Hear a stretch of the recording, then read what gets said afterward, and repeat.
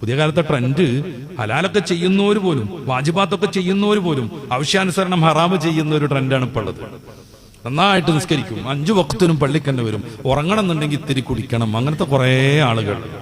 നന്നായിട്ട് നിസ്കരിക്കും, സദഖയും സക്കാത്തും ഒക്കെ കൊടുക്കും, പക്ഷെ പലിശക്ക് പണം കൊടുക്കും. അതെന്റെ ജോലിയാണെന്ന് പറയും, അതെന്റെ പ്രൊഫഷനാന്ന് പറയും. എന്നിട്ട് ഈ വൃത്തികേടിനെ ന്യായീകരിച്ചുകൊണ്ടിരിക്കും. ഇമാം ഗസാലി തങ്ങൾ ബിദായത്തുൽ ഹിദായ എന്ന് പറയുന്ന പ്രസിദ്ധ ഗ്രന്ഥത്തിന്റെ 2ാം ഭാഗമാവുന്ന തസവുഫ് ആരംഭിക്കുന്നിടത്ത് പറയുന്ന ചർച്ച എന്താണെന്നറിയാമോ? വാജിബായ കാര്യങ്ങൾ ചെയ്യുക എന്നതിനേക്കാൾ പ്രാധാന്യം ഹറാമായ കാര്യങ്ങളിൽ നിന്ന് മാറി നിൽക്കുക എന്നുള്ളതാണ്. തോറ്റുപോകരുത് നമ്മൾ, പരിഭ്രമിച്ചു പോകരുത് നമ്മൾ. വാജിബായ കാര്യങ്ങൾ ചെയ്യുന്നത് വലിയൊരു സംഗതിയൊന്നുമല്ല, അത് നമുക്ക് ബാധ്യതയാണ്. ഞാനൊരാളിൽ നിന്ന് 100 രൂപ കടം വാങ്ങുന്നു, അടുത്ത ആഴ്ച തരാമെന്ന് പറഞ്ഞു, അടുത്ത ആഴ്ച ഞാനത് കൊടുക്കണം പറ്റുമോ? ഞാനൊരു വലിയ മഹാന്ന് പറയാൻ പറ്റുമോ? ഞാനെന്തോ ഒരു വലിയ കർമ്മം ചെയ്തു? ഇല്ല, ബാധ്യതയാണത്. ഫർളായ കാര്യങ്ങൾ ചെയ്യാന്നുള്ളത് ബാധ്യതയാണ്.